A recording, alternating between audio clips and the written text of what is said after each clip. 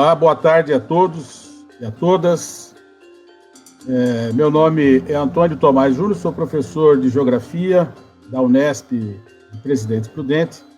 Tenho o prazer e a honra de ser um dos coordenadores do Centro de Memória e Hemeroteca Sindical Florestan Fernandes, já praticamente 25 anos, e nós temos uma trajetória muito interessante, muito bonita, inclusive, porque a gente tem se somado ao CEDEM, que é o Centro de Documentação e Memória da Unesp, que protagoniza essa live, essa palestra de hoje. Então, essa confluência de coisas boas e coisas positivas me traz aqui, a convite da professora Sônia, da Genira, e dos demais companheiros do CEDEM, para coordenar a palestra do professor David Búbico, né, que eu tenho um prazer muito grande de estar nesse momento, dividindo essa live. E o professor David Búbico, ele é um pesquisador em Sociologia Econômica e do Trabalho do Departamento de Ciências Econômicas e Estatísticas da Universidade de Salerno, Itália. Professor, seja muito bem-vindo a essa atividade do CEDEM. Quero, antes de passar a palavra para o senhor, de fazer um rápido comentário, inclusive iniciando pelas iniciativas do CEDEM de estar promovendo uma série de reflexões, debates, no caso concreto, lives, colocando como ponto central assuntos relacionados direta ou indiretamente à pandemia da Covid-19 e que, vamos dizer assim, é um tema que ocupa centralidade para nós no Brasil, na América Latina e no mundo como um todo, especialmente porque nós somos pesquisadores e lidamos diretamente no dia a dia com temas associados à qualidade de vida, à organização dos trabalhadores, né? E como que a sociedade ruma para esse pós-Covid que nenhum de nós sabe muito bem.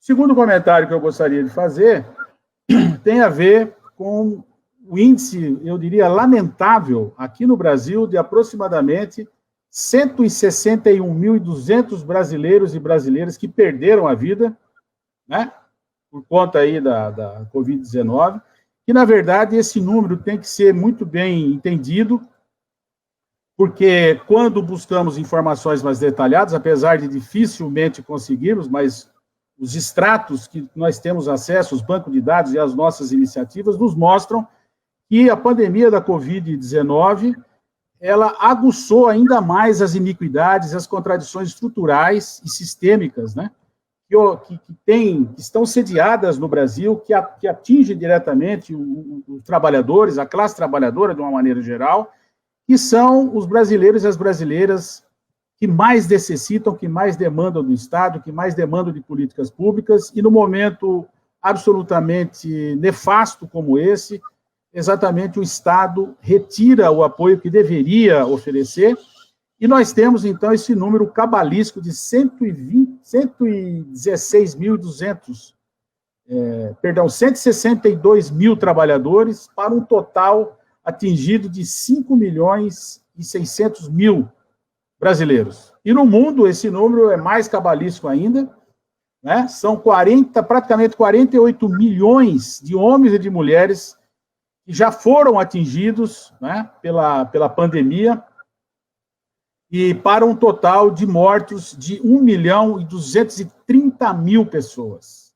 Então, nós não estamos diante de uma marolinha, nós não estamos diante de uma gripezinha, nós estamos diante de uma pandemia, e o professor David Búbico seguramente vai nos trazer muitos elementos para a gente pensar, então, o tema de hoje, as consequências da pandemia do novo coronavírus e o mercado de trabalho italiano. Professor David, a palavra está com o senhor. Mais uma vez, muito obrigado por trazer essas contribuições e por fazer parte dessas atividades, ou dessa atividade específica promovida pelo Centro de Memória e Documentação da Unesp. Muito obrigado. Muito obrigado pelo convite. Desculpe pelo meu português, que está um pouco ruim nos últimos meses, nos últimos anos. No passado, foi possível para mim de morar para um período de tempo mais longo no Brasil para aprender um pouco da língua, mas agora acho que o seu nível não é muito bom. E espero que a minha tradução também da apresentação vai ser Sim. suficiente para compreender aquilo que eu vou dizer hoje sobre esse tema, porque vou mostrar uma situação que posso dizer que é de congelamento do desemprego, porque, na verdade, agora nós vamos saber que o desemprego na Itália, paradoxalmente, ele não aumentou, mas isso duvido, mas isso se deve principalmente às medidas que o governo público do país adotou para fortalecer o emprego e para sustentar a renda dos trabalhadores empregados, mas também das pessoas não empregadas. Isso claramente terá no futuro uma consequência sobre a questão da dívida pública, que com muita certeza ela vai aumentar nos próximos anos. Agora a situação é uma situação muito crítica também em relação à pandemia, mas vamos a começar. Eu acho que seria melhor começar com a minha apresentação. Se a minha fala não é muito clara, você me pode interromper para perguntar um esclarecimento sobre as coisas que eu vou dizendo, ok? Você está olhando as minhas apresentação? Você encontra? Sim, está tudo bem. Ok, tá bem. Ok, tá bom. Só uma precisação, o meu departamento é agora um departamento de estudos políticos e sociais, da mais ou menos um ano, na Universidade de Salerno, é uma pequena universidade do sul do país, da Itália. Bom, eu acho que seria melhor ilustrar muito brevemente algumas características da economia italiana para compreender qual é a consequência hoje da pandemia sobre o mercado do trabalho na Itália. A primeira coisa, acho que precisa afirmar, é que a economia italiana tem um PIB que está crescendo muito baixo nos últimos 20 anos. Nós temos uma situação que podemos dizer que o PIB cresceu do 0,5% em média nos últimos 10 anos. Quindi nós temos um problema de crescimento econômico do país. A segunda questão é que o crescimento do PIB é muito baixo, mas a Itália conserva ainda agora a segunda posição entre as economias da Europa pela importância do setor industrial. Muitas vezes se fala da Itália como do país mais industrializado na Europa, depois da Alemanha, mas também porque o setor industrial italiano tem uma forte relação com o sistema industrial da Alemanha. Outros problemas que nós temos é uma prevalência de pequenas empresas.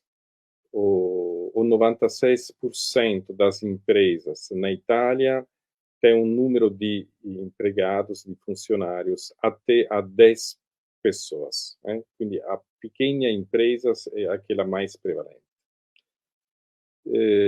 Ao mesmo tempo, a Itália é o primeiro país na Europa para a taxa de empreendedorismo. Sabe como se pode traduzir em português mais corretamente, mas só para dizer que a incidência do trabalho independente sobre aquele salariado é muito alta, o 30%. A Itália também tem uma boa exposição no comércio extra-internacional, também se nos últimos anos ele caiu, mas agora na quota, no mercado complessivo do comércio internacional, a Itália tem um 3%. Outra questão problemática também para compreender os dados que vou mostrar mais adiante é a significativa diferença territoriais que existe entre o norte e o sul do país. Aqui a diferença econômica está invertida em relação àquilo que acontece no Brasil, para dizer que o nosso nordeste é o sul do país, não é o norte do país. Ed è una differenza territorial muito importante porque os indicadores do mercado do trabalho, indicadores da economia, vai a mostrar uma situação mais crítica, generalmente, para as regiões do sul do país. Em tudo isso, todavia, a Itália tem a quarta economia na Europa.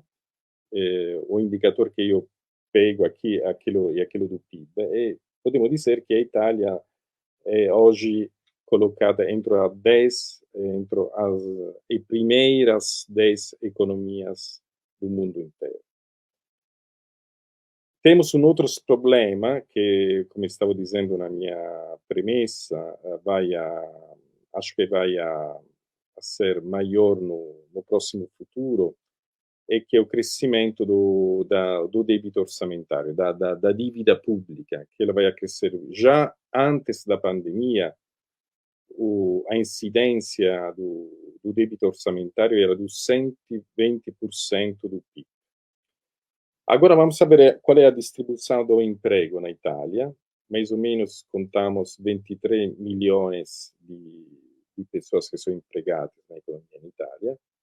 O 60% circa está empregado nos serviços privados, no terciário privado. O 26% no setor industrial, que compreende também os trabalhadores do setor da construção. O 13% está empregado no setor público e quase o 4% no setor da agricultura. Essa composição para dizer que, claramente, o processo de terciarização da economia na Itália está muito avançado e podemos dizer que, substancialmente, ele está na mesma misura daquele que acontece em outros países da Europa. Com certeza, nós temos um maior peso dos empregados no setor industrial. Isso foi um dado publicado próprio hoje da Comissão Europeia, como você pode olhar a queda do PIB pelo 2020 na Itália é mais ou menos 10%, que é mais daquilo que vai acontecer no total da área euro na Europa. A previsão é aquele de um crescimento do PIB o ano que vem do 4% e do quase 3% no 2022.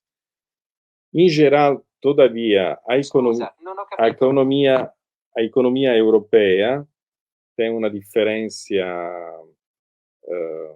com a economia do Brasil, é que temos uma taxa de inflação que é muito baixa. Como você pode olhar, a taxa de inflação é extremamente muito baixa.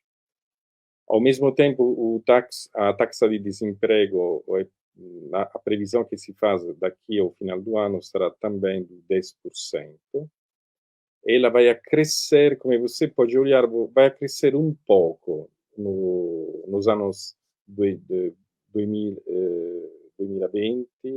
nos anos que vêm, mas não vai crescer muito. Também tem um problema aqui do orçamento público, que vai ser negativo nos anos que vêm. Isso é um dado que já assistimos. Allora, vou dizer que a crise, como já falou o professor antes, a crise que se está determinando na Itália, e os efeitos desta crise sobre o mercado do trabalho, em geral, sobre a sociedade italiana, posso dizer eu também que ela vai como dizer, extremizar uma situação de criticidade na sociedade italiana, porque a crise vai atingir, sobretudo, onde a crise já existe. Vou dizer com isso que a crise vai a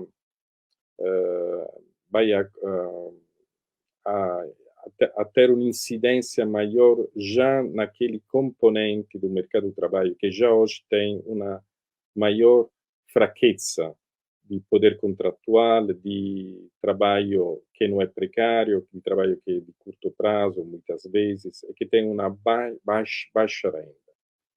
Agora, podemos dizer que também na Itália tem muita probabilidade que um problema de pobreza, de desigualdade, ele vai aumentar. Depois eu vou mostrar só um dado sobre o tema da pobreza na Itália. Com muita probabilidade, acho que vai aumentar o trabalho precário, a permanência de baixos salários, que já hoje é um problema no mercado do trabalho italiano, e, mais em geral, um problema de baixa participação ao mercado do trabalho, aquilo que se chama a taxa de atividade, cioè de quantas pessoas ficam presentes ativamente no mercado do trabalho, no tentativo de procurar, por exemplo, um trabalho. Depois temos um problema. Eu falei antes dizendo que a economia italiana tem um nível de industrialização muito elevado, também na comparação com o resto da Europa, mas nos últimos anos também a Itália conhece um problema de desindustrialização progressiva e, sobretudo, uma perda de controle de alguns grupos industriais que foram relevados, que foram da outros grupos nacionais. Quindi temos um problema de redução do nível de industrialização, ao mesmo tempo temos um problema de propriedade da base industrial. Poi temos outros problemas que são problemas de natura demográfica, mas claramente, em parte, isso é um problema que, em parte, pode depender também da economia, e em parte depende também da mudança no comportamento demográfico da população. É um aspecto muito importante, acho que a Itália é um país que está com um envelhecimento muito rápido da população, e cada ano nós temos um saldo natural que é negativo. Nós temos mais mortos que pessoas natas, que nascimentos. Para dizer sobre a questão da pobreza, aqui é indicado a percentagem de família que em Itália, essas são várias repartições do país, tem um consumo mensal inferior de 1.094 euros. Vou dizer que o 21% das famílias italianas que moram no sul do país tem um consumo mensal que é inferior a esta soma aqui, indicada aqui embaixo. Vou dizer que ele se coloca sob aquela que é o nível de pobreza que está fixado para a Itália. Qual é a questão? É que este fenômeno da pobreza é muito concentrado no território do sul do país, como você pode olhar, e envolve, sobretudo, pessoas com família compostas de mais de 5 pessoas, onde muitas vezes você tem só uma pessoa que trabalha, né? Esse é um problema. O governo, sobre isso para responder a contrastar este fenômeno, adotou uma série de uma medida que depois eu vou ilustrar, que se chama renda de cidadania. Não é a Bolsa Família, mas a ideia mais ou menos é a mesma, mais ou menos é a mesma, mas não é exatamente a Bolsa Família, é uma coisa muito diferente, mas é um programa de sustentamento da renda das pessoas que têm um problema de acesso ao trabalho. E depois vou mostrar como essa medida agora, no período da, da crise do coronavírus, está, está manifestando toda a sua importância. Que comparece nesta página? Qual é o início de toda da questão que atinge a consequência da pandemia sobre o mercado de trabalho na Itália?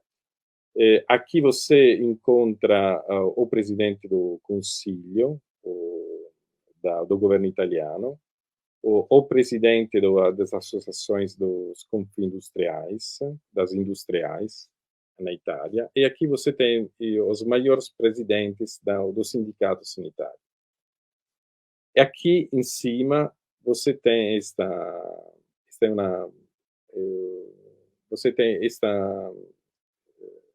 texto que vai dizer que a saúde é um direito garantido dos artigos 32 da Carta Costitucional Italiana.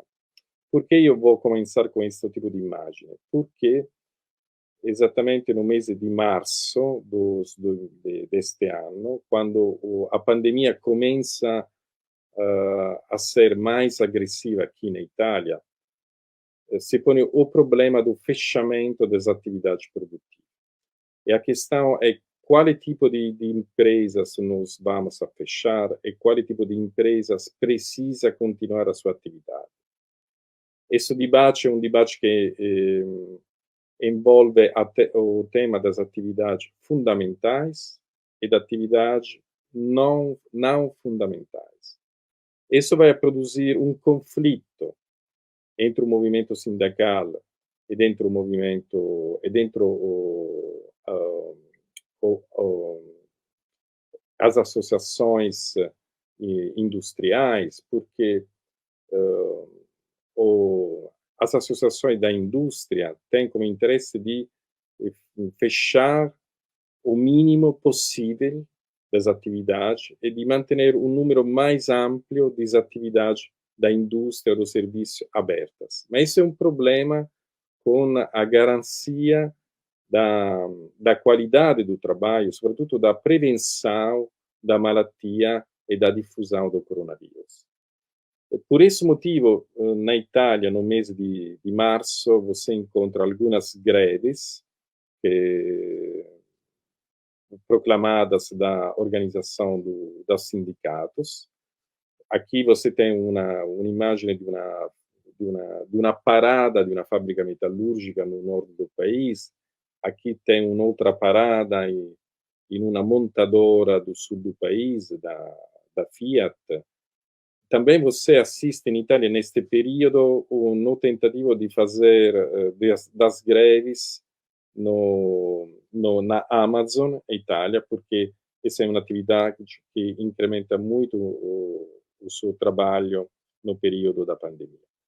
No complexo, isso que vai a significar que quando o 22 de março o governo pega a decisão de fechamento das atividades não fundamentais, isso vai a significar que quase a metade das empresas na Itália, como mostra este gráfico aqui, vai a ser fechadas. Isso vai a envolver mais ou menos o 42% dos empregados das empresas em geral. Quindi você assiste a um fechamento que vai a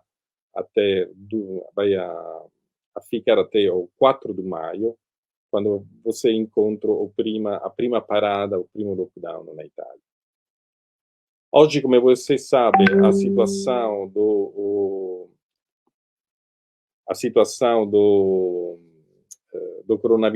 coronavírus em Itália está encontrando uma segunda fase mais crítica. Aqui são dados até hoje. Você tem 24.000 pessoas hospitalizadas, você tem 450.000 pessoas em isolamento domiciliar, 40.000 mortes, 400.000, quase 500 mil positivos. Em geral, hoje, mais ou menos 825 mil pessoas foram infectadas pelo coronavírus. Isso vai corresponder a 1,3% da população total da Itália, que, como você vê, é de 60 milhões de moradores. Esta é a concentração da difusão da epidemia hoje na Itália. Como você pode ver, esta concentração é muito forte no norte do país, onde ela começou, teve início no mês de fevereiro e de março deste ano. Esta é a distribuição das regiões italianas hoje por limitações, porque o governo, exatamente ontem, adotou um decreto para fazer um fechamento, não um fechamento homogêneo no território nacional, mas fazer um fechamento diferenciado entre as várias regiões italianas em relação à criticidade da difusão do coronavírus. Como você pode assistir, nós temos hoje algumas regiões que têm mais um problema de difusão do coronavírus, a Lombardia, o Piemonte, também a Calábria, a Sicília e a Puglia, mas a decisão desse tipo depende também da capacidade do sistema de saúde público de poder atender a população que tem problema com a infecção.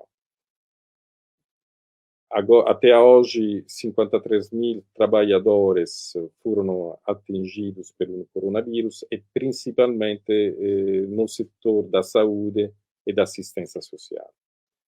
Mas vamos saber qual é aqui a principal consequências sobre o mercado de trabalho italiano. Eu vou utilizar aqui dados que estão referidos ao julho dos 2020, ao julho deste ano, porque não temos ainda agora disponibilidade de dados mais recentes. Mas eu acho que esse tipo de ilustração pode ser também interessante. Eu vou fazer com muita frequência uma comparação entre os dados do julho deste ano com o julho do ano passado. E o resultado qual foi? O resultado foi que in un anno, in este anno, a Itália encontra uma perda de empregados de 841 mil empregados, menos 3,6%, dos quais,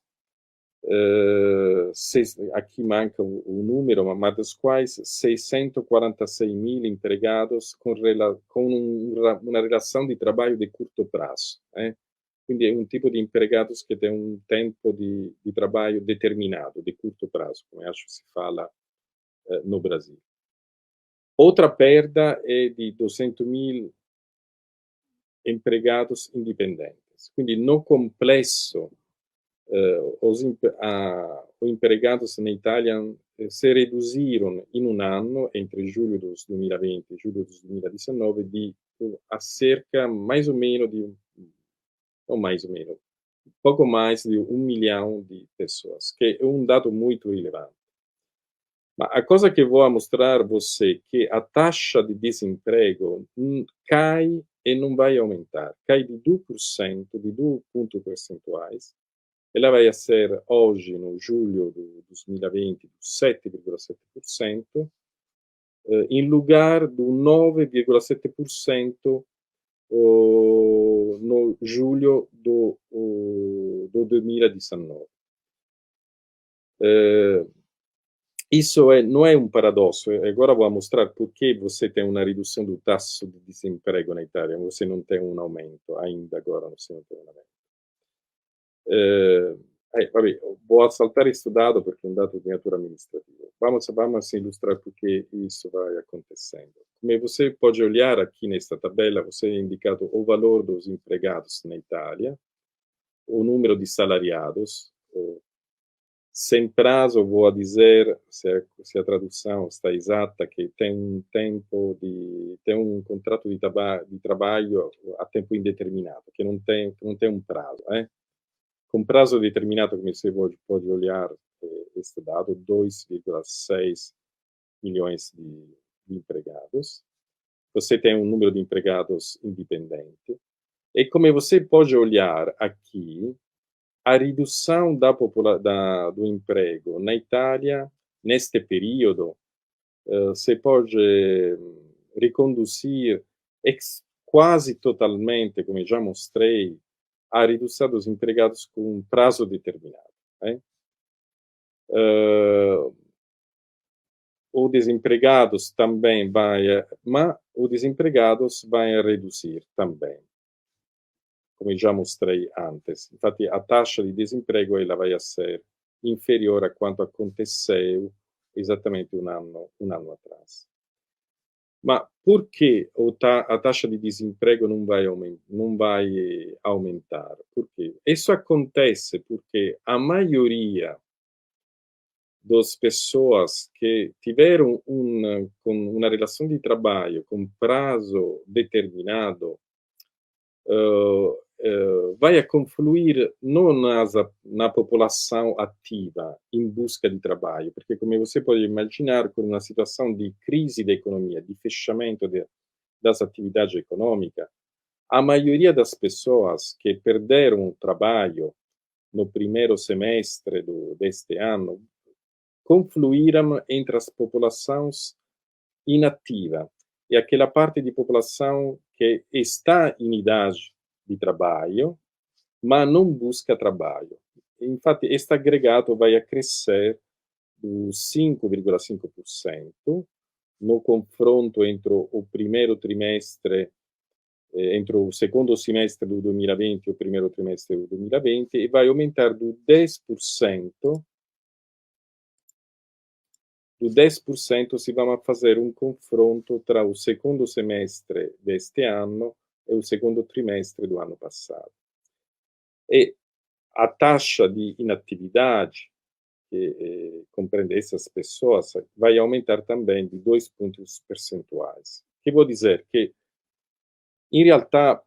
na realidade, podemos dizer que o desemprego não aumentou, mas simplesmente porque a maioria das pessoas que perderam um trabalho confluíram na população não ativa, que não é em busca de trabalho. Esta é uma questão muito importante porque na relevação que o Instituto Nacional de Estatística, dizemos o IBGE italiano, vai a fazer, quando uma pessoa se declara sem trabalho, desempregada, mas não vai a declarar uma atividade de busca de trabalho, essa pessoa não é classificada como desempregada, mas é classificada como pessoa inativa. Claramente, o desemprego e a inatividade têm uma diferença no território italiano. Como você pode olhar aqui, se a taxa de desemprego no final do segundo trimestre deste ano é do 7,7%, ela é exatamente o dobro no sul do país, é muito mais elevada entre os jovens. A mesma coisa a taxa de inatividade. Ela é do 37,6% na Itália, mas ela vai a crescer até os 50% no sul. Isso que vai significar que a metade da população no sul do país, que tem uma idade compreendida entre 15 e 64 anos, não está trabalhando, não trabalha e não é em busca de trabalho. E podemos dizer, desse ponto de vista, que a crise do coronavírus até hoje tem uma influência mais evidente sobre a taxa de inatividade, quanto sobre a taxa de desemprego. Ao mesmo tempo, modificaram também a modalidade de busca do trabalho, mas, em geral, toda essa modalidade de procura de emprego tem diminuído de incidência. Cresceu só aquele tipo de modalidade de procura de trabalho que é o emprego pelo internet. Questo pode essere.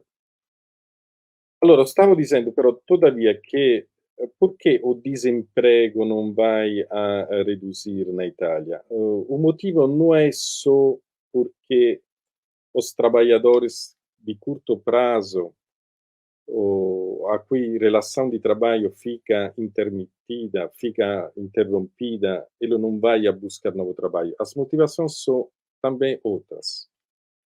A prima motivação é que o governo introduziu um vínculo à despedida para a relação de trabalho de longo prazo, também para funcionários nas empresas com menos de 15 funcionários, pelo menos até ao 31 de março do ano que vem.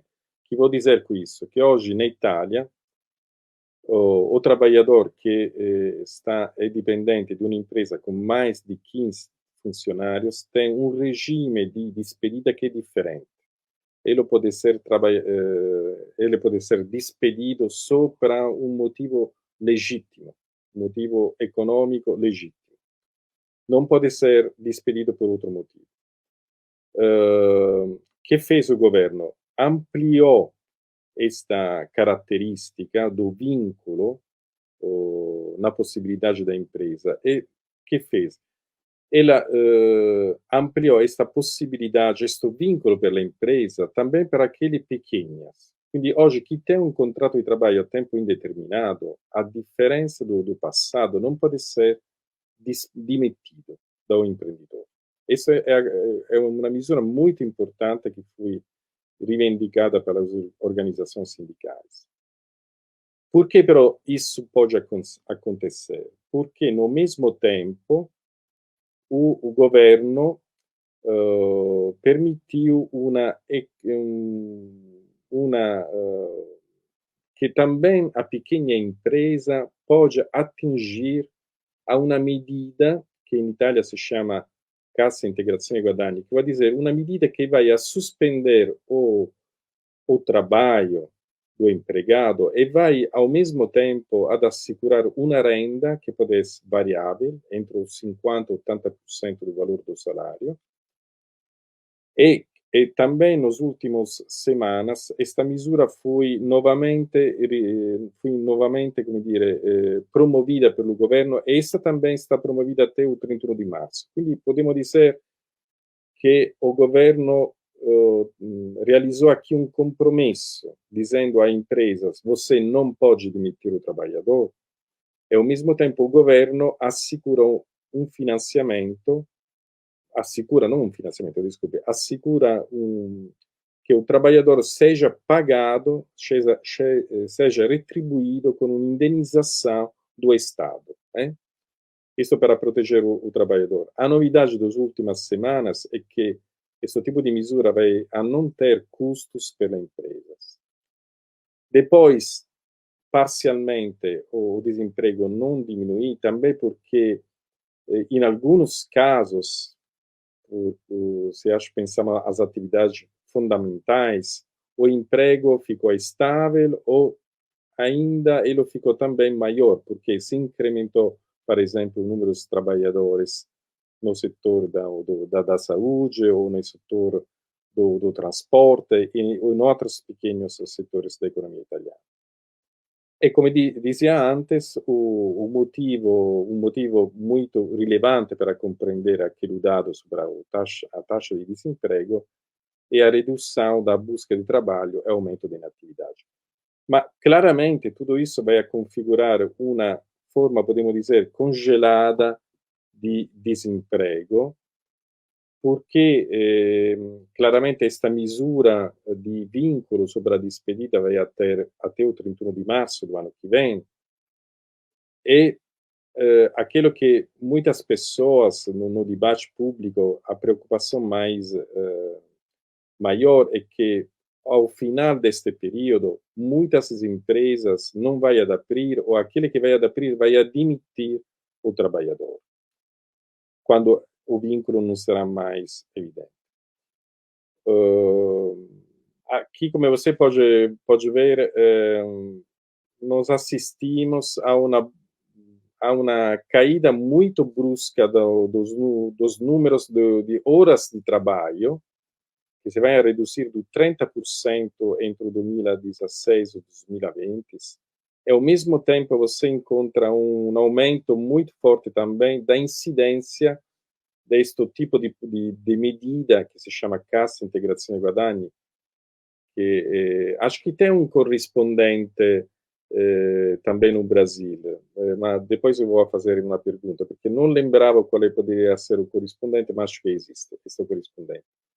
Para dizer que cada 1.000 horas trabalhadas, 330 horas são hoje são de incidência, são de caça, são horas cobertas da este tipo de medida, que como me mostra esta figura, foi sempre muito baixa nos últimos anos, e ela subiu em maneira muito elevada até no segundo semestre deste ano.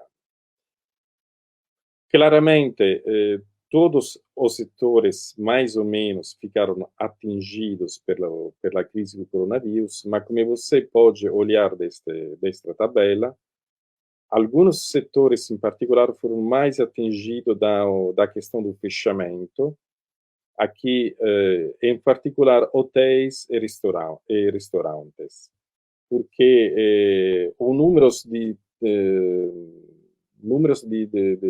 relação de trabalho caiu a cerca de 23%. Aqui vamos a considerar que é muito forte a incidência de trabalhador com relação de trabalho de curto prazo.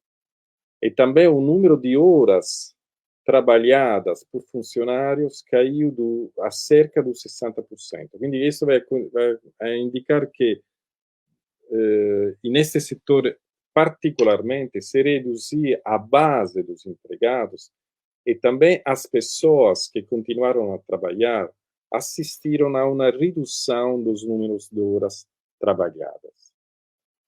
Como você pode olhar no setor industrial, encontrou uma redução menor das vagas de relação de trabalho, mas também uma redução das horas de trabalho. Quem está sofrendo mais com a perda do emprego? Claramente, jovens e mulheres, sobretudo no setor dos serviços, e também porque eles são mais interessados em contratos de curto prazo. Trabalhador do setor privado, onde o emprego de curto prazo é mais difundido, especialmente comércio e refeições, como já tem mostrado na tabela antecedente. Claramente, trabalhadores do setor informal, sem carteira assinada, se não lembro mal na denominação brasileira, que tem um peso claramente na economia italiana também, mas são os trabalhadores que mais claramente estão encontrando uma redução. Quando nós falamos de trabalhadores do setor informal na Itália, claramente nós falamos daquele trabalhador que está totalmente privo de um rapporto de trabalho, mas falamos também de aquelas pessoas que fazem um segundo trabalho, e falamos também, em particular, de trabalhadores estrangeiros, migrantes, que trabalham no setor da agricultura ou no setor da construção civil.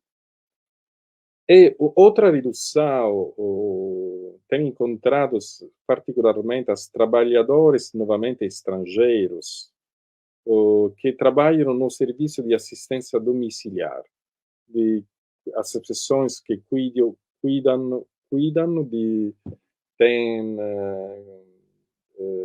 que prestam assistência a pessoas com idade elevada, que têm disabilidade. Como mostra aqui novamente o confronto entre o segundo trimestre do 2020 e o segundo trimestre do ano passado, você tem assistido a uma redução de 125.000 pessoas que fazem esse tipo de trabalho na Itália, e no 70% dos casos se trata principalmente de mulheres estrangeiras. Estava falando antes da incidência do trabalho informal. Como você pode assistir aqui, olhar, nós temos um número mais ou menos que de 3 milhões e 700 mil trabalhadores informais na Itália, principalmente estes setores aqui, onde a taxa de irregularidade é muito alta. Você considera também que a economia irregular na Itália tem uma incidência, um valor sobre o PIB do país, que no 2018 foi do 10, quase do 11%. E o trabalho irregular, porque claramente este valor é um valor que depende não só do trabalho irregular, mas depende também de outras questões, mas o trabalho irregular concorre pela criação do 41% desse valor, quindi tem um peso muito, muito elevado.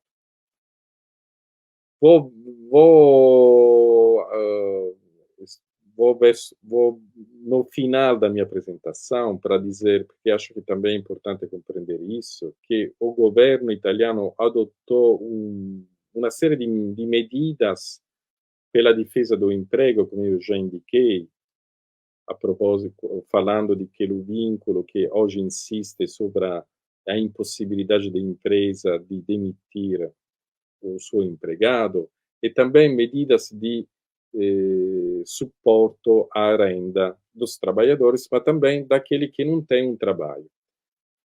Até o mês de setembro deste ano, o governo declarou de ter financiados umas despesas sociais por 35 bilhões de euros e por meio de várias tipos de medidas que acho que podemos classificar, podemos elencar neste modo. Nós temos uma série de medidas que não são econômicas, mas são medidas de tipo normativo, que é o vínculo a despedidas individuais e coletivas, que já falei. Você tem também uma extensão do período de licença familiar. Isto comporta um custo, claramente, para o Instituto Nacional da Previdência Sociais, porque cada semana que você não trabalha, mas porque você presta, porque você cuida do seu filho ou de uma pessoa de idade mais avançada, isso é pagado isso é pagado da Previdência Pública, né, também. Mas foi uma modalidade adotada para algumas empresas, depois que o governo autorizou isso, também para balançar aquela perda de trabalho que a empresa estava conhecendo. Você depois tem misures econômicas por salariados, quindi por empregados que têm um rapporto uma relação subordinada de trabalho. Você tem uma medida de indenização, como, por exemplo, a CIG, a Cassa Integrazione Guadagni que antes falei. Você tem misures econômicas por desempregado, que não tem possibilidade de atingir, porque é um trabalhador independente, porque é um trabalhador de curto prazo que tem terminado o seguro-desemprego, que não tem mais possibilidade de atingir o seguro-desemprego, ele pode atingir a uma indenização que foi definida renda de emergência. Depois tem uma série de misures para empreendedores, quindi não só para os trabalhadores que têm uma relação de trabalho subordinada, mas também para aqueles que são trabalhadores por conta própria, também por aqueles que são titulares de uma atividade econômica. O governo prevedeu uma indenização, uma tanto, para esses trabalhadores, que são empreendedores, claramente, pequenos empreendedores. E também ele trabalhou para facilitar uma modalidade de empréstimos bancário com uma redução dos interesses sobre esse tipo de empréstimos. E, para a última, você tem uma misura que, na verdade, é precedente ao coronavírus, que foi introduzida no 2019, que é a renda de cidadania, que é um reddito mínimo de cidadania que o governo reconheceu a pessoas em condições de pobreza ou que têm um risco de pobreza. Que isso que vai a significar complessivamente, aqui você tem indicado os números de beneficiários das várias mesuras que eu indiquei antes. Isso vai a significar que complessivamente entre cassa integrazione ordinária, que é esta misura de sustentamento da renda dos trabalhadores que têm uma relação de emprego, que atingi 6 milhões e 500 mil trabalhadores. No complexo, todas essas mesuras que eu tentei de comentar antes também, se o meu português acho que indicou algumas incompreensões, hoje interessam a cerca 15 milhões de pessoas. E até hoje, o governo, para financiar o complexo destas mesuras aqui, utilizou uma soma, uma despesas pública de 27 bilhões de euros. Claramente, a propósito da Cassa Integração Guadagni, deste tipo de medida, você tem uma situação muito diferenciada, porque a misura não é a mesma para todos, porque o tipo de fundo que o trabalhador pode atingir está diferenciado. Acho que aqui não temos motivo para indicar isso. Vou só dizer que os beneficiários que hoje utilizam o Fundo de Solidariedade e a CIG em derogação, generalmente são as pessoas que não tenham possibilidade de atingir a Cassa Integração Guadagni. Não tenho agora tempo para mostrar e estudado, mas porque a minha ideia era também de indicar outra questão que aqui vou simplesmente ilustrar muito brevemente, que é a questão da diversa modalidade que as empresas têm implementado para a gestão do trabalho. Estou falando do smart working, para se entender, mas também de mesuras de incremento das formações, também do aumento dos dias feriados e de outras mesuras temporâneas, de congelo do trabalho,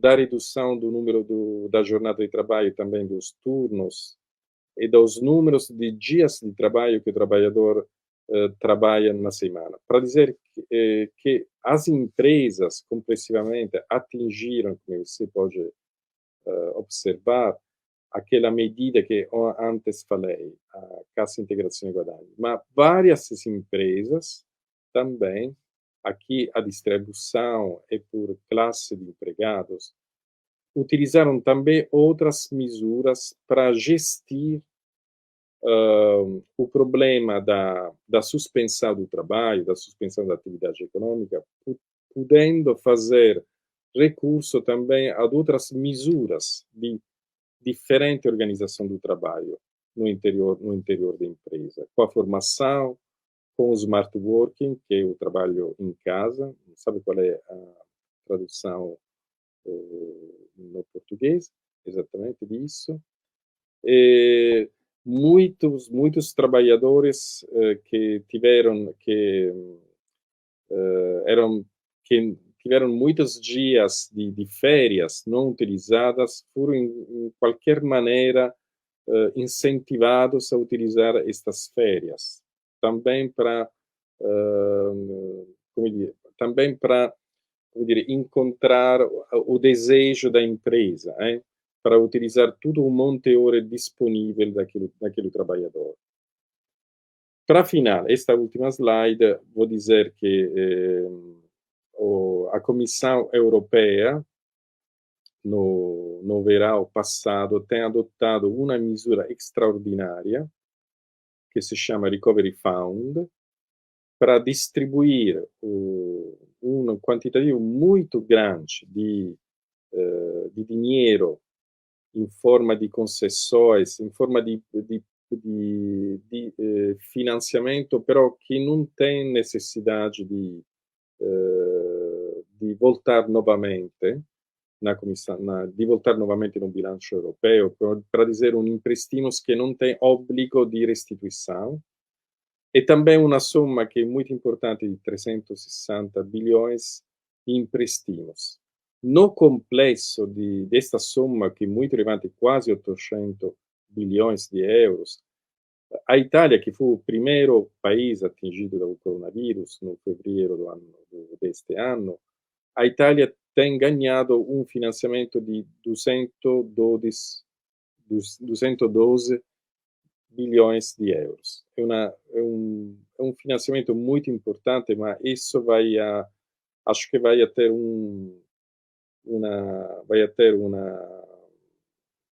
ser distribuído, e acho que esse financiamento será disponível só o ano que vem. Esse é dinheiro que ainda hoje não está na disponibilidade do governo, porque também a Comissão Europeia está discutendo, está falando sobre a modalidade e sobre o setor onde este tipo de dinheiro deve ficar empregado para cada país. A fonte de financiamento desta grande soma de dinheiro será a emissão de um título da dívida garantida pela União Europeia. Só uma conclusão,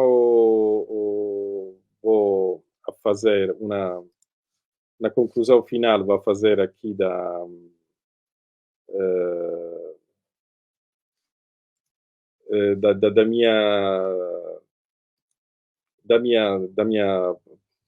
minha relação, da minha palestra aqui, é que sobre aquelas medidas que ontem falei, que está aberto um debate na Itália para pensar uma medida de misura universal para proteger os trabalhadores e para tentar de superar esta situação de medidas muito específicas por específicas categorias de trabalhadores. Eu terminei, desculpe novamente pelo português, tem terminado a minha exposição. Muito obrigado, professor David. Eu vou passar a palavra inicialmente para o Jean, se ele tem algum comentário, e depois eu faço um rápido comentário aqui para passar a palavra para os nossos assistentes, os companheiros e as companheiras que estão participando dessa live. Inicialmente, queria agradecer aí ao David Bubi por essa excelente apresentação. Nós vemos que o cenário, na verdade, da pandemia, ela mostrou uma necessidade, uma importância do Estado, e queria fazer esse destaque. Até que ponto nós podemos ter uma perspectiva ou uma análise da dimensão que seria prejudicial a gente continuar um modelo onde o Estado ele se torna algo de privilégios para um pequeno grupo e de explorador de um grande grupo. Então, diante disso, diante da pandemia atual, diante da situação atual, qual seria a nossa perspectiva para o fortalecimento do Estado? Ou ainda sofremos a continuação dessa degradação do Estado? Essa seria a minha questão colocada. Muito bem. Eu, antes de passar a palavra para os nossos assistentes, desde já também estendo aqui os meus agradecimentos em nome do CEDEM. O professor David fez uma palestra extremamente instigante para todos nós, especialmente aqueles que estão mais envolvidos na temática do trabalho aqui no Brasil, sob diferentes perspectivas e preocupações teóricas e políticas, mas, de todo modo, nós estamos vivenciando as hostilidades crescentes, né, do Estado brasileiro, ou do governo Bolsonaro, para ser mais direto, no tocante ao atendimento, para usar uma palavra bem genérica, assim, bem suave, né, ao atendimento dos trabalhadores, das famílias em geral, que estão sendo diretamente atingidas pelos efeitos da pandemia, e eu volto a insistir que, na verdade, intensificou né, todo um estado, toda uma situação já extremamente degradante, desfavorável aos trabalhadores, já que vivenciamos no Brasil longos períodos, né, de desproteção, e especialmente nesses últimos 5 anos, né, pós-golpe 2016, a situação dos trabalhadores piorou muito com as contrarreformas e com os ataques de setores do judiciário, com perdas de direitos, né, consubstanciadas não somente nas contrarreformas, mas também no ambiente das disputas políticas e no apego, vamos dizer assim, eu diria, destrutivo de setores do capital que insistem em apostar no modelo mais cruel, né, de estabelecer a relação de trabalho. Mas, para não me alongar, o professor fez, nessa brilhante exposição, colocou vários elementos e fez algumas afirmações que eu acho que são importantes e instigantes para que todos os nossos assistentes possam estimular. Eu vou ser bem rápido. O senhor disse que, num determinado momento da sua fala, né, que tem uma crise dentro da crise. Né? E essa crise dentro da crise, vamos dizer assim, nos leva a pensar, fazendo alguns parâmetros aí com o caso brasileiro, né, quanto que a Itália, por conta aí de uma série de elementos, de fatos históricos, os trabalhadores italianos, os sindicatos, as organizações sociais, né, especialmente as centrais sindicais, a TGL, que é a mais conhecida, mas como eu não tenho informações no momento, eu não vou me arriscar a dizer o seguinte, aonde eu quero pontuar é que o senhor demonstra, professor, que na Itália o governo tem, vamos dizer assim, se utilizado de expedientes extremamente importantes para assegurar renda, para assegurar alguns direitos, né? E, sobretudo, o senhor usou uma outra expressão que me instigou muito aqui, que o senhor usou a expressão forma congelada do desemprego, né? Pelo menos até março de 21, né, esse conjunto extremamente intenso, expressivo de trabalhadores que não buscam mais trabalho, né? Aqui no Brasil a gente chama isso de desalento, trabalhadores desalentados, né? Então, esses trabalhadores que não buscam mais trabalhos, eles vamos dizer assim, vão se somar, né, aos trabalhadores inativos. Então, esse número do desemprego, pelo menos, como o senhor disse, até março do ano que vem, a gente não sabe exatamente como é que a Itália vai se... Como é que eu digo? Como é que o governo italiano, enfim, os trabalhadores, os sindicatos, como é que vão discutir esse pós-março? Né, para nós aqui no Brasil, nós estamos discutindo hoje, ontem, né, a situação é um pouco diferente. E acho que tem um ponto, professor, que ficou bastante interessante na sua fala, 2 pontos, na verdade. Um é a venda de cidadania, que eu entendi, quer dizer, guarda uma certa semelhança com o Bolsa Família, mas está muito distante disso. E, no final, aí, acho que o senhor insistiu bastante na Cassa Integrazione, né? Eu acho que é um elemento também bastante importante, diferenciado, até porque a Itália recebeu, como o senhor disse, aí, 212 bilhões de euros da União Europeia, e, inclusive, emite títulos da dívida pública com o lastro do Banco Europeu, pelo que eu entendi. Então, tem mais condições, vamos dizer assim, efetivas de enfrentar, do ponto de vista econômico, financeiro, né, interno, as desavenças ou as consequências da pandemia da Covid-19. E, por fim, é uma questão que eu aponto, professor, para a gente pensar um pouco o que vem acontecendo na Itália em relação aos trabalhadores vinculados às plataformas digitais. Né, os efeitos, vamos dizer assim, do aporte tecnológico, dos algoritmos, né? Como é que isso tem atingido o mercado de trabalho, especialmente, eu acredito, trabalhadores jovens, né? Trabalhadores jovens, especialmente, ou de forma mais expressiva, homens, né? Quer dizer, o que está acontecendo? Acho que seria importante a gente pensar isso, porque aqui no Brasil uma convulsão, né, total em relação a isso, são aproximadamente, os números não são muito confiáveis, né? Mas indicam aproximadamente 4,5 milhões de trabalhadores envolvidos aí nos deliveries, na uberização, né, que faz parte do mesmo tronco aí vinculado aos algoritmos, né, as plataformas, mas são coisas distintas.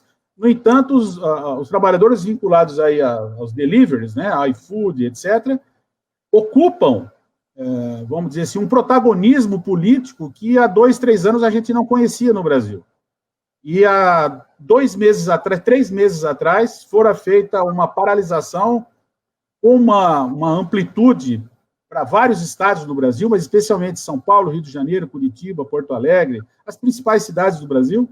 E também, nesse mesmo dia, ocorreu uma manifestação de apoio, por exemplo, em Milão, né, Madrid, Roma, várias cidades europeias, mostrando exatamente uma faceta ainda desconhecida, né, da comunidade em geral, dos pesquisadores, desse segmento dos trabalhadores que cresce assustadoramente, especialmente em países aqui, vamos dizer assim, imersos nessa periferia, né, do capitalismo, mas atinge os países europeus também, que tem a ver, então, com os trabalhadores vinculados às plataformas digitais. Eu vou passar a palavra, então, aos nossos queridos e ilustres assistentes, e o Jean que vai fazer esse trabalho. Vamos lá, então, Jean? Professor, a gente faz esse bloco dessas 2 questões, depois nós colocamos as questões que foram publicadas no Facebook, tudo bem? Então, perfeito. David Cubino pode fazer esses comentários e aí depois nós voltamos para o retorno. Vai responder? Ok. Sim. Não tem tempo. Ok. O tempo de... não compreendi muito bem a questão, Jean, que você colocou, mas se posso entender algumas coisas, claramente aquilo que está mais evidente na gestão desta crise, nós falamos de sistema de proteção do trabalho, aquilo que está acontecendo é que hoje nós temos uma situação muito diferente, por exemplo, entre trabalhadores do setor público e trabalhadores do setor privado. É uma situação muito diferente daquela dos trabalhadores da grande indústria, da grande empresa terciária, e temos uma situação diferente dos trabalhadores das pequenas empresas. Temos um dualismo, temos uma polarização entre alguns setores. Por exemplo, você pensa o setor do turismo, da restauração, da refeição, e trabalhadores do setor do comércio eletrônico, por exemplo. Essa crise vai a determinar pode ser um risco de polarização no breve tempo, claramente, porque tudo isso, esta questão que estamos falando, é claramente muito condicionada daquela que será daquela que será a perspectiva de superamento da pandemia, claramente. Esta é uma situação muito que hoje come dire, está fixada sobre a situação de hoje e que está difícil imaginar aquilo que acontecerá no futuro, no imediato. Eu tento de responder a algumas questões do professor Antônio Thomas, dizendo que a ideia de uma crise dentro da crise é exatamente aquilo que você estava falando na sua introdução, quando você estava falando do Brasil. Do risco que a crise pandêmica e as consequências estruturais que a crise vai a determinar no futuro pode ficar mais crítica, em particular para as componentes mais fracas do mercado do trabalho, dos empregados, claramente. Porque acho que nós precisa pensar aquele que será o ciclo econômico depois. Acho que está muito difícil imaginar uma situação em que a pandemia vai a se parar definitivamente, pensamos pelo vacino, por exemplo, e depois o ciclo econômico vai começar novamente como se não fosse mais acontecido nada antes. Esse é um problema. Tenho utilizado esta forma de congelamento do desemprego porque até agora este vínculo que o governo adotou acho que vai constituir o vínculo mais importante para evitar que as pequenas empresas vá a reduzir ou vá a tranchar a relação de emprego com um próprio dependente. É congelado porque, claramente, aquilo que você falava, toda a gente que hoje está na inatividade, o trabalhador desalentado italiano, claro, claramente, o seu estado profissional, claramente, é um estado de desempregado. Ele é desempregado, mas não está buscando trabalho simplesmente porque uma parte muito relevante da atividade econômica está fechada e ele não sabe se no futuro este tipo de atividade econômica vai ad abrir novamente com a mesma dimensão de vendas, com a mesma atividade. E por esse motivo também que em Itália se está novamente fazendo existe um debate sobre a introdução de uma renda universal, que não é a renda de cidadania, porque a renda de cidadania tem na Itália uma particolaridade. Você pode ser beneficiário desta renda de cidadania, mas você, ao mesmo tempo, você está engajado pelo poder público para responder positivamente a uma domanda de trabalho. Quindi você pode conseguir a renda de cidadania, mas você deve ser disponível a trabalhar. Na verdade, aquilo que está acontecendo é que a situação do mercado do trabalho já antes era muito complicada, que a gente simplesmente recebia este tipo de renda, mas não recebia até agora uma disponibilidade ao trabalho.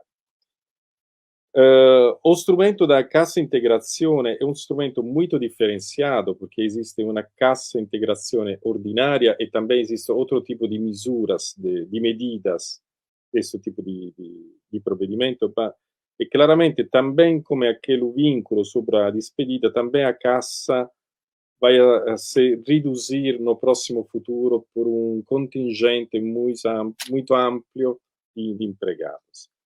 Só un'unica cosa, una precisação, aquele financiamento de 212 bilhões de euro ainda não é disponível. Todas as mesuras, todas as medidas que eu ilustrei, eles são financiados pelo déficit do Estado, pela dívida pública. Quindi é o Estado italiano que está fazendo débito para financiar tudo isso.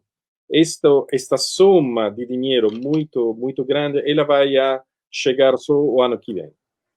O último elemento para responder ao professor é a questão dos trabalhadores da plataforma digitais. Na verdade, na Itália, este fenômeno é muito mais circunscrito. Vou falar, por exemplo, dos trabalhadores riders, aqueles que trabalham pela consigna a domicílio dos alimentos, mas eu acho que na Itália nós temos hoje mais, acho, 30.000, 40.000 trabalhadores desse tipo. Não temos mais. Acho 30.000 trabalhadores. O fenômeno de Uber aqui é muito mais circunscrito, porque a regulamentação italiana, o poder do taxista aqui, da sua associação, é muito maior. É um fenômeno muito mais regulamentado e não teve aquela grande difusão. Ainda hoje não teve isso. Quindi posso dizer que claramente existe um número muito grande de trabalhadores que trabalham com a plataforma digitais, no comércio eletrônico, na questão do internet, mas esse número não é um número muito grande até agora. Também é um número que está crescendo, mas não temos com certeza, proporcionalmente, o mesmo número que você indicou antes pelo Brasil. Seja que nós falamos de riders, seja se nós falamos de cuidador de Uber, não é isso ainda o mecanismo. Mas está crescendo esse número de trabalhadores. Existe, podemos dizer, um outro problema, que é aquele da representatividade sindical desse tipo de trabalhadores. Isso é um problema, porque as centrais sindicais na Itália hoje não tem aquela capacidade de representar esse tipo de trabalhador. Ainda está fazendo um trabalho, está fazendo um investimento para ganhar uma representatividade, mas é uma situação muito complicada, porque claramente isso não é o trabalhador tradicional, não é um trabalhador da indústria, não é um trabalhador do comércio, é uma outra figura que muitas vezes é um trabalhador autônomo, e em alguns casos é também um trabalhador que tem um emprego de tipo subordinado. Mas este é outro problema que envolve outras questões. Muito bem, obrigado, professor. Vamos passar, então, a palavra. Temos questões aí, Jean? Então, a Inês Galatinoff, ela fala que no Brasil a CLT prevê a dispensa imotivada, sem justa causa. Isso facilita alguns setores demitirem, como foi no ramo financeiro, né? Os bancos estão demitindo muito além do normal, eles estão aproveitando essa situação da pandemia. A gente tem um exemplo muito grave de paralisação há uns 10 dias, principalmente no Santander, sobre esse processo, que os bancos demitem de uma maneira mais do que o normal, alegando a pandemia. Então, se essa medida tem se colocado um pouco ao mundo, eu queria aproveitar também, e a gente, assim como um ponto aprofundado, eu sei que o professor David Bino, ele trabalha com algumas empresas ao longo do mundo, que é a Foxconn no Brasil, na China, né, nessas dimensões. E fazendo esse comparativo do cenário global nessas empresas, como tem alguns números, alguns dados sobre isso, como está sendo essa movimentação dessas empresas ligadas ao ramo de tecnologia e ao ramo de sistema financeiro também? Uma pergunta para mim? A pergunta é sobre a Foxconn em geral, se tem essa relação. A Foxconn não tenho resposta, porque não tenho dados recentes sobre a pergunta que você me falou.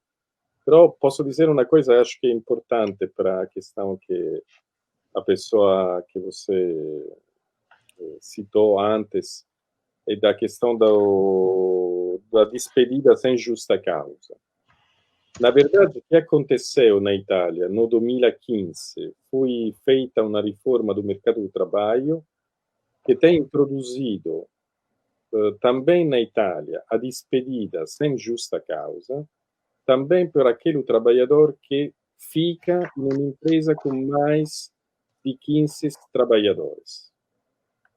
Quindi, come dizer que a Itália chegou àquela mesma medida que o governo, acho que foi o primo governo militar do país, na metade dos anos 60, adotou para eliminar justamente a despedida para introduzir a despedida sem justa causa. Não sei se é claro aquilo que eu estou dizendo. Estou dizendo que hoje você tem uma situação em que uma empresa que tem mais de 15 dependentes, 15 funcionários, não pode demitir sem justa causa. Mas se você foi assumido depois do 2015, em uma empresa com mais de 15 funcionários, você pode ser demitido, porque a natureza, o perfil do contrato de trabalho de longo prazo foi modificada também na Itália. Quindi você hoje tem um dualismo, tem uma diferença também no mesmo lugar do trabalho. Você pode trabalhar com uma pessoa mais jovem, que tem um contrato de trabalho de longo prazo, a tempo indeterminado, ele pode ser demitido, porque foi assumido no 2015. Você que é um trabalhador mais velho, que está naquela empresa há 20, 30 anos, ainda você está protegido. Isso para dizer que a flexibilização, a precarização do mercado do trabalho italiano também foi muito forte nos últimos anos. ma esattamente aquela misura di introduzir um vínculo à despedida que o governo adotou, acho que é uma questão muito importante. E, claramente ela foi possível porque agora nós temos um governo, podemos dizer, populista de esquerda, porque não é um governo de centro. É um governo que tem um movimento 5 estrelas e um partido de esquerda, quindi temos esta estranha composição do governo. E acho que esta medida foi possível por isso, porque, na verdade, se era presente um governo movimento 5 estrelas com a direita, e não sabe se esta misura seria adotada. Então, acho que a gente poderia, não temos mais perguntas, poderia passar para o professor Tomás e para o professor David fazer as considerações finais e encerrarmos a atividade. Muito bem. Eu só queria fazer colocar mais dois elementos, né? Aproveitando a oportunidade dessa brilhante palestra do professor David, que é a seguinte: aqui no Brasil, professor, a gente tem utilizado de algumas nomenclaturas, né, para interpretar a convulsão social que a gente vive no nosso país. Podemos falar assim de uma forma bastante efetiva, pós-golpe de 2016, né, porque é uma sucessão de ações, né, que tem origem num projeto político de destituição sistêmica dos direitos trabalhistas, que se soma a interesses dos mais diversos, que não cabe aqui a gente discutir, mas que estão resguardados. É isso que é importante dizer, estão resguardados no Código de Leis. E como que isso tem acontecido? O que a gente chama, então, nessas nomenclaturas mais adaptadas para o momento, de contra-reformas. Então, a gente chama de reforma, o conceito de reforma estaria, vamos dizer assim, contido sob um pressuposto de melhorias.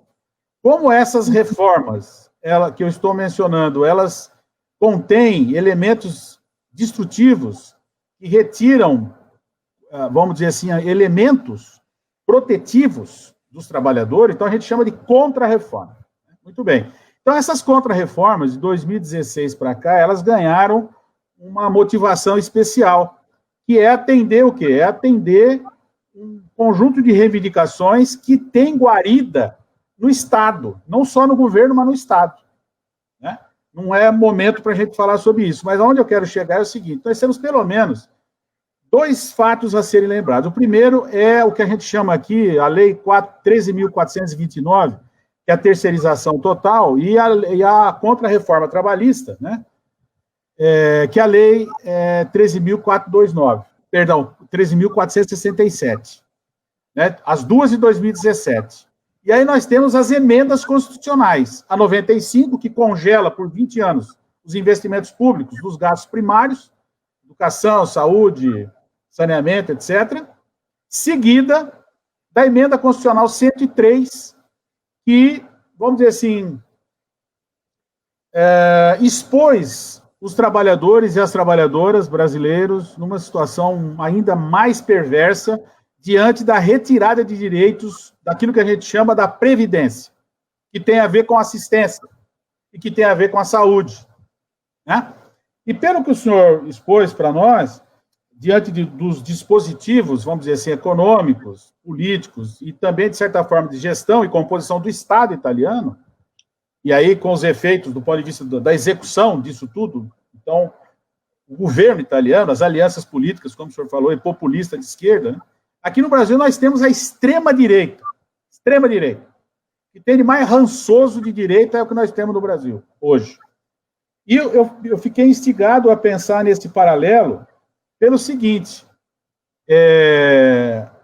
o que a gente tem de mais, como é que eu posso dizer, de mais perverso de participação do governo brasileiro nesse período de pandemia, né, para a gente fazer um paralelo aí aos apoios, né, do governo italiano via recursos próprios ou da União Europeia, não importa, né? Aqui nós temos o benefício emergencial de preservação do emprego e da renda.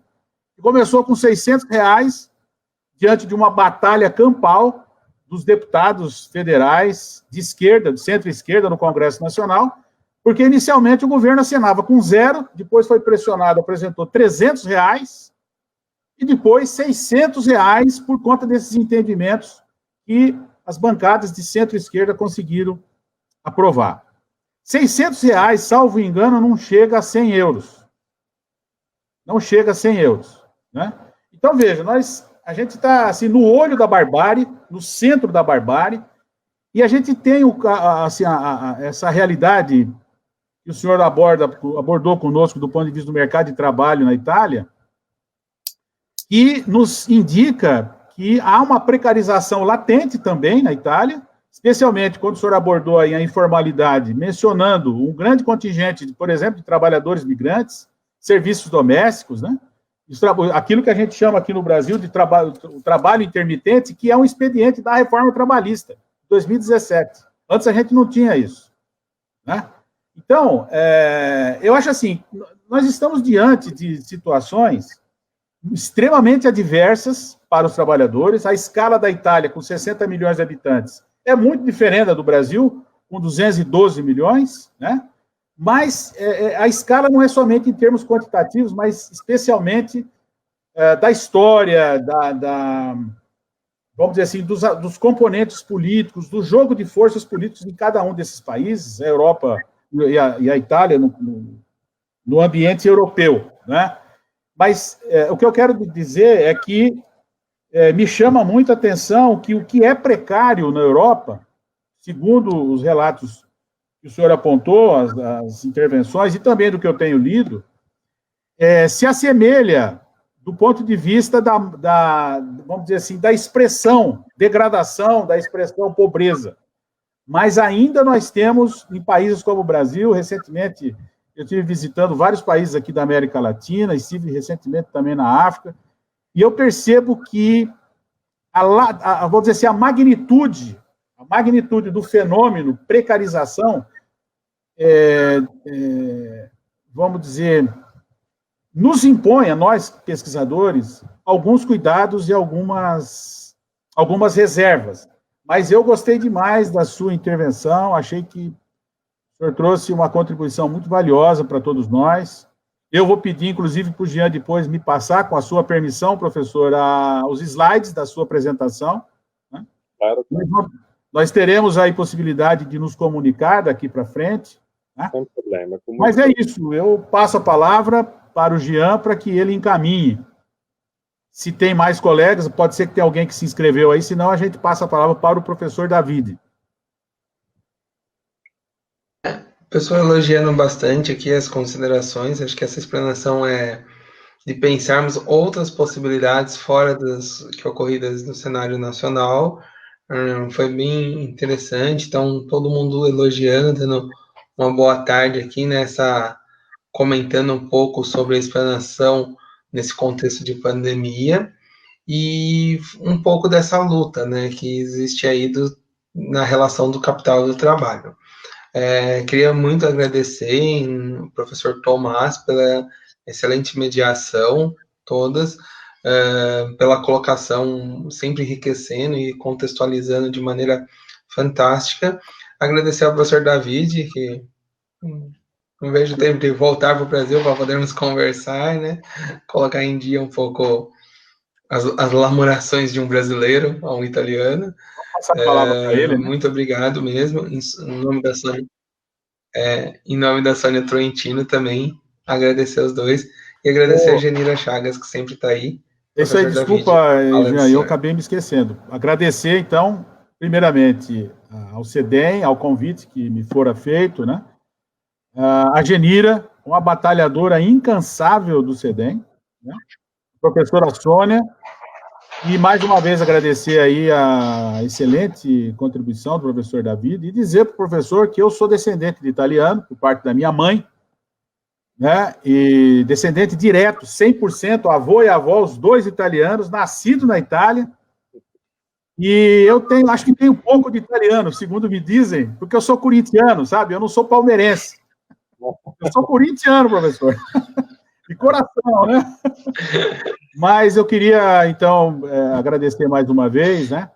E me colocar à disposição, continuar me colocando à disposição do CEDEM. Então, vamos passar a palavra para o professor e aí a gente fecha. Agradecer a presença de todos, a participação de todos aí. Eu agradeço também o convite de Jean, do centro. Ele sabe que eu tenho muita saudade do Brasil, porque tenho muitas pessoas que têm uma ligação afetiva muito forte, de militância também com essas pessoas.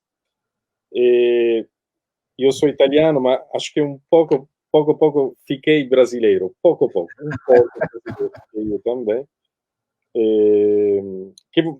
Para concluir, eu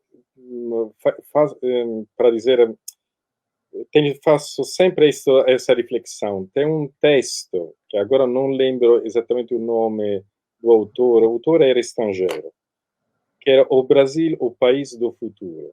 Agora, é texto era filósofo alemão, acho, que ficou no Brasil durante o período da Segunda Guerra Mundial. Ele se suicidou. Acho que é autor muito noto, que falou existe este texto, que é Procura aí, Jean. O Brasil, o País do Futuro. Mas claramente, esse Brasil, que é o País do Futuro, pode ser também o Brasil da extremização, da polarização extrema, do papel do governo, do Estado. É claro que é uma situação muito extrema aquela do Brasil. Está muito difícil poder fazer uma comparação entre Brasil e Itália, entre a Europa e o Brasil. Aquilo que eu posso dizer é que algumas vezes, quando você tem governo de centro-esquerda, de centro-direita, em particular, você tem uma tendência a se brasilizar a política italiana, sobretudo no versante da regulação do Estado, do intervento do Estado, da despesa pública, da contra-reforma do mercado do trabalho.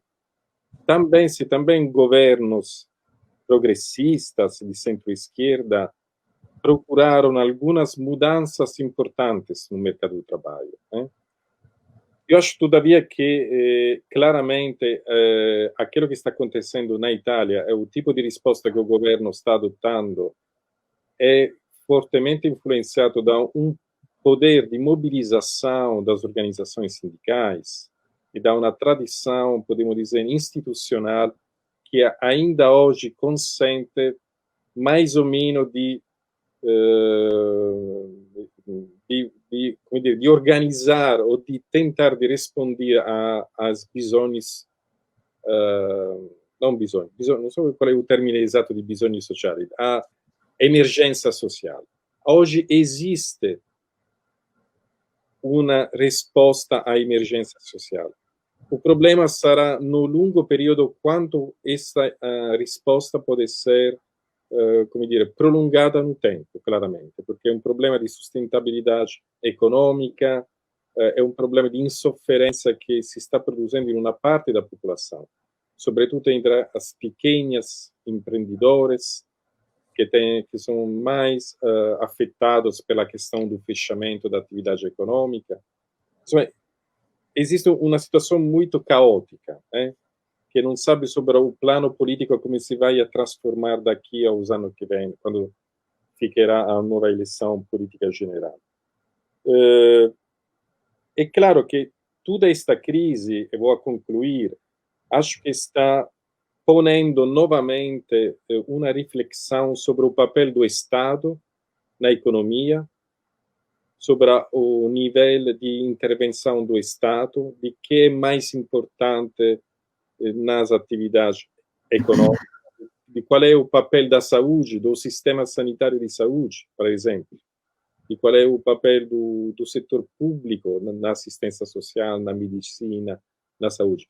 Eu acho que tudo isso está incrementando uma reflexão sobre esta dimensão da relação entre Estado e mercado, entre Estado e sociedade civil também.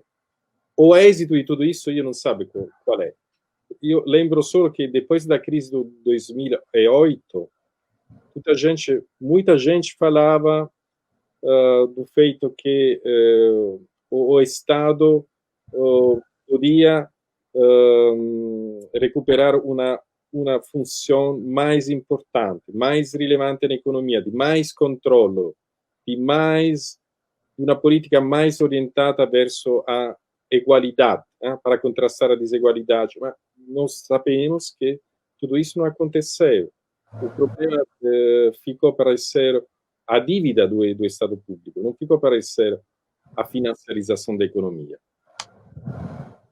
Eu espero que no final desta pandemia a reflexão sobre o papel do Estado não seja novamente a questão de reduzir o papel do Estado, de reduzir a dívida pública, que agora però está importante para manter e financiar o setor privado também. Mas, como você sabe, isso vai depender muito do papel que as organizações políticas, movimentos sindicais, vai assumir não somente no singolo país, mas complessivamente num nível mais internacional. Mas isso é um grande ponto de interrogação. Vamos ver aquilo que acontece. Vamos ver. Vamos ficar em contato também para... Sim. Ok? Para manter um nível de comparação, de confronto também sobre aquelas medidas que você indicou e que eu, em parte, conheço, porque conheço porque também fui motivo de pesquisa, fui motivo de reflexão sobre aquilo que estava acontecendo no Brasil. Muito bem. Muito obrigado a todos pela conversa, pelo convite. Jean, Janira, professor Thomas, obrigado pelo seu comentário. E desculpe novamente pelo meu português muito italiano. O português está muito bom. Tá ótimo o português. Muito obrigado. Desculpe. Até logo. Até logo.